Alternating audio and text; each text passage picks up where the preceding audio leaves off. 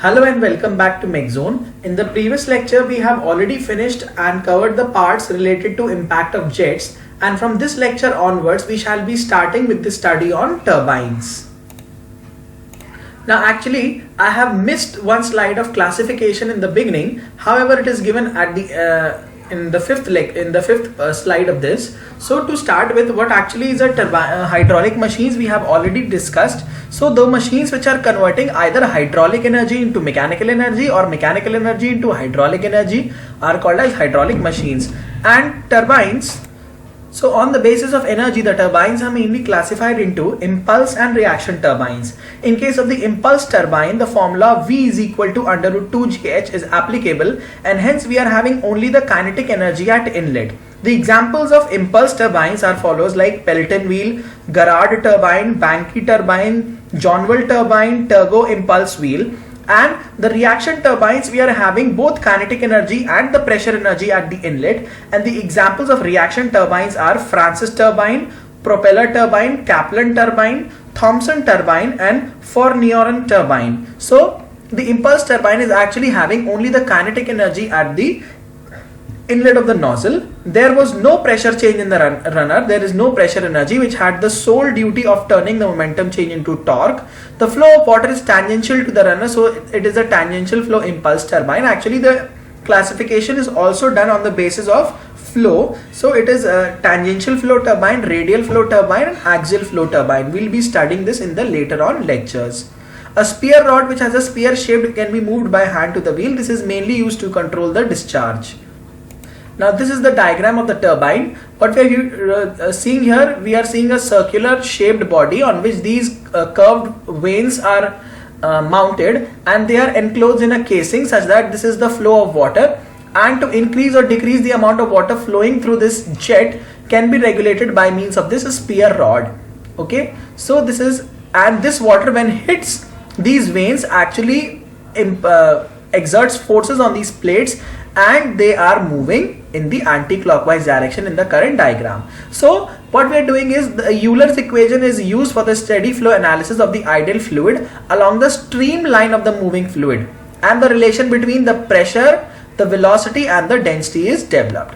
It is based on the Newton's second law of motion that I have already told you in the first lecture. The integration of the equation gives Bernoulli's equation in the form of energy per unit weight. So this is very important point that we have to remember, that we are getting the energy per unit weight. It is based on the following assumptions. The following assumptions have been taken. The fluid is non-viscous, that means it is having no viscosity. However, these are only assumptions. It does not take place in reality, but still we are assuming them because we need to minimize the complications, or we need to simplify the calculations further. So these turbines are actually employed in the case of hydroelectric power plants, where the kinetic energy of the moving water is finally converted into the electrical energy by means of generator. Okay, so hydroelectric power plant developed by the hydraulic turbines, which are hydraulic machines. Turbines convert the hydraulic energy or the hydro potential into the mechanical energy, that is the rotational kinetic energy. The mechanical energy developed by the turbines is used to run the electrical generators which are coupled to the shaft of turbines. Hydroelectric power is the most cheapest source of power generation. Why it is most cheapest source? Because water is available absolutely for free. Only the construction of the dam mainly requires the input of money. After that, the water is absolutely available for free, and the electricity can be generated at very cheapest price. However, this is not very true. इतना भी cheap नहीं होता है, मतलब होता है as compared to others, लेकिन it is quite costly also. So now we come to the classification of turbines, and now it is based upon, first classification is based on the head and the quantity of water. Head I have already explained you in the fluid mechanics lecture. It is the vertical height of a point from the free surface of the liquid. It is called as the head. So now the classification, if we talk about the head, then we have high heads, medium heads and low heads. High head turbine is the Pelton turbine. The Pelton turbine has the highest head and it works above 250 meters. Whereas Francis turbine is a medium head turbine which works between 60 meters and 250 meters. Whereas the Kaplan and the propeller turbine works below 60 meters. So it is actually a low head turbine. The second classification is based on the head and the quantity of water. So this I have already told you, it is an extension of the previous slide about the Pelton turbine has the highest head, then Francis, then the Kaplan turbine. We need to remember this series because it may also be asked to arrange all these turbines in the decreasing or the increasing order of their head or the quantity of water on which they are working. Now we have the most important classification, that is based on the hydraulic action of water, and we have the impulse turbine and the reaction turbine. In case of the impulse turbine, the velocity V is equals to under root 2gh formula is applicable and only kinetic energy is available at the inlet of the nozzle. Whereas in case of the reaction turbines, we have both pressure as well as the kinetic energy which is available at the inlet, and V is equals to under root 2gh formula is not applicable in case of reaction turbines. And I have already explained or told you the examples of the impulse turbine as well as the reaction turbines. The impulse turbines reactions are Pelton wheel, Garrard turbine, Banke turbine, Johnville turbine, turbo impulsed wheel. And the examples of the reaction turbines are Francis turbine, propeller turbine, Kaplan turbine, Thomson turbine, and Fournier turbine. This is also very important classification, and it is based upon the direction of flow of water in the runner. First is the tangential flow turbines. The tangential flow turbine examples are Pelton wheel and the turbo impulse turbines. Then we have the radial flow, and in the radial flow, for example, the inward radial flow turbines are the Francis turbine, Thomson turbine, Garrard turbine, and the outward radial flow turbines are the Fournier turbine. And the axial flow turbines mainly include Johnville turbine, propeller turbine, and Kaplan turbine. So it may be asked that Francis turbine is a type of radial flow turbine and Kaplan turbine is a type of axial flow turbine, whereas Pelton wheel is a type of tangential flow turbine. And the mixed flow turbines are generally including the modern Francis turbine, whereas we are having a mixed type of flow. Either it can be a combination of all the three or it can be a combination of any two. And the impulse turbine actually works on the principle of impulse. Impulse means when a force is exerted for a very short span of time, then it is called as impulse. So when the jet of water is striking the turbine blade with full of its speed, it generates a large amount of force which is used to rotate the turbine. The force is depending upon the time interval and the velocity of the jet strikes the blade. This turbine is used to rotate the generator which produces the electric power. So here is the diagram how we are obtaining the flow from the dam, and in the in the dam the water is stored and this water is released, and from the penstock it is actually flowing towards the turbine, and this water in the form of jet is actually impinging or it is producing a force on these vanes, and hence it is being rotated.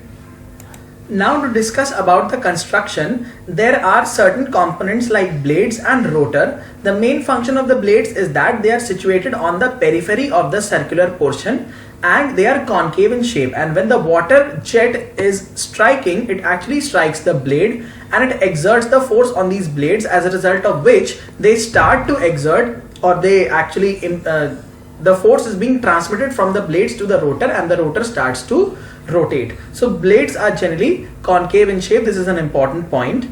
Next is the rotor. Rotor is also known as the wheel and it is situated on the shaft. All blades are pinned into the rotor. The force exerted on the blades pass to the rotor, which is further rotating the shaft. So actually first the force is on the blade, then it is on the rotor, and then it is being transmitted to the shaft. Next important part is the nozzle.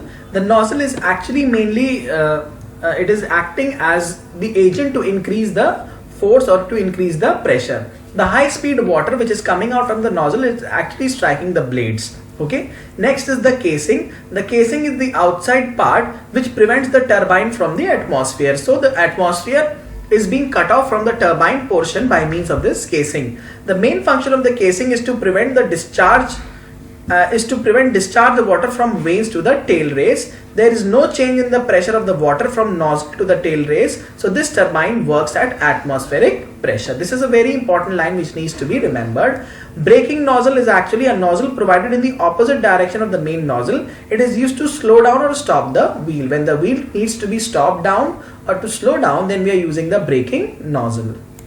Now we shall be discussing about the different types of heads that we have to use in the numerical problems. The first one is the gross head. The gross head is actually the total head difference between the head race level and the tail race level when there is actually no flow taking place.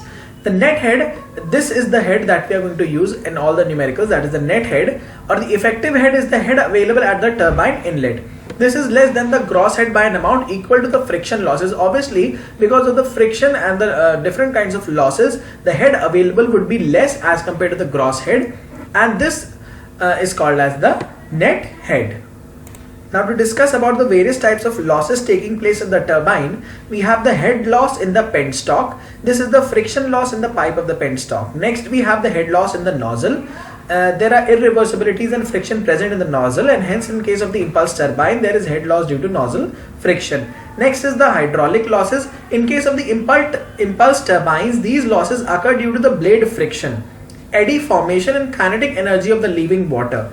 In a reaction turbine, apart from the above losses due to friction in the draft tube and the disc friction is also occurring. Here we have three more losses, that is the leakage loss, the mechanical loss and the generator loss. Now the generator loss is actually occurring in the generator, which is the irreversibility in case of the generator, and hence the power which is being produced by the generator is still less than the power which is obtained at the shaft of output. So the generator power is less than the shaft power. Here we have the leakage loss. In case of the impulse turbine, the whole of the water may not be striking. It is possible that the entire amount of water which is striking may not be the same as which is being released by the nozzle, and therefore some amount of water power may also go waste. In a reaction turbine, some of the water may be passing through the clearance between the casing and the runner without striking the blades and does not do any work. These losses are called as the leakage losses. So leakage losses are mainly caused by the water which is not able to strike the blades, and hence the power that has to be produced may not be there. The mechanical losses includes the power produced by the runner is not available as a useful work of the shaft, because some power may be lost in bearing the friction as mechanical losses. So we see that friction is the main culprit, and if we are able to reduce the friction to a very high value, then the power generated would be very high. Now we shall be discussing the important formulas which are related to the pelted turbine, and these formulas you definitely have to remember so that they can be directly used in any numerical. The first is the work done per second.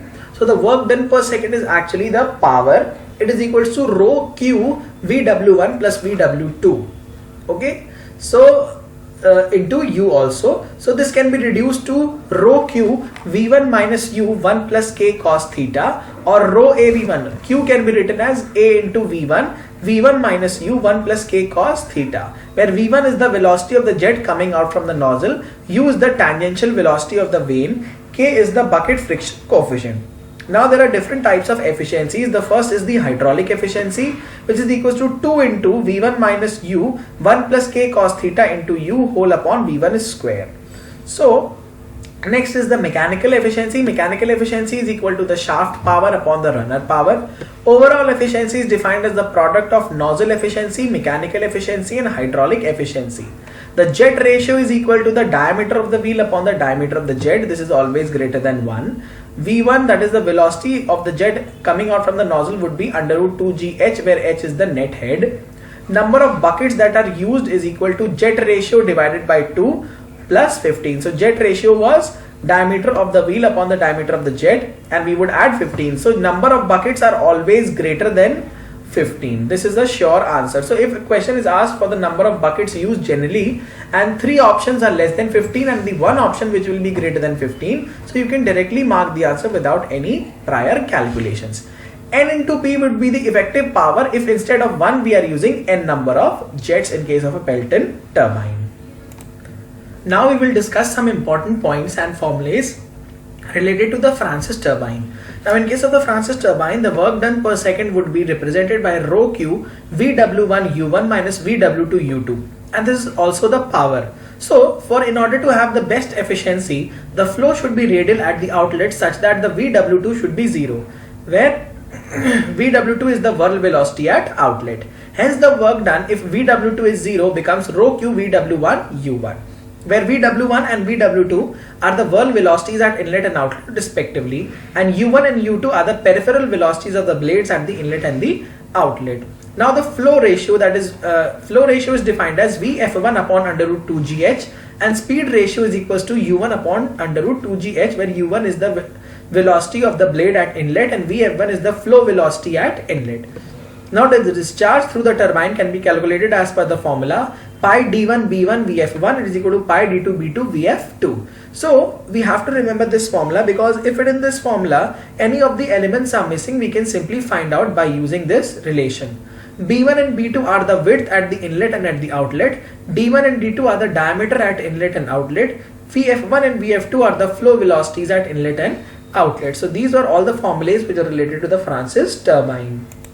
So with this we come to the end of this lecture. In the next lecture we shall be continuing from here onwards, and we will be starting with the last topic, that is the pumps. So I hope कि आपको हमारे lectures काफ़ी पसंद आ रहे होंगे, तो हमें अपना वैल्यूबल फीडबैक हमारे चैनल पे देते रहिए। आप हमारे फेसबुक पेज को भी विजिट कर सकते हैं, वहाँ पर भी हमने काफ़ी अपना मटेरियल शेयर करके रखा हुआ है, और आप हमारे लेक्चर्स को बार बार देखिए, अपने नोट्स प्रिपेयर कीजिए और हमसे अपनी प्रॉब्लम्स शेयर करते रहिए। So with this we come to the end of this lecture. Thank you so much.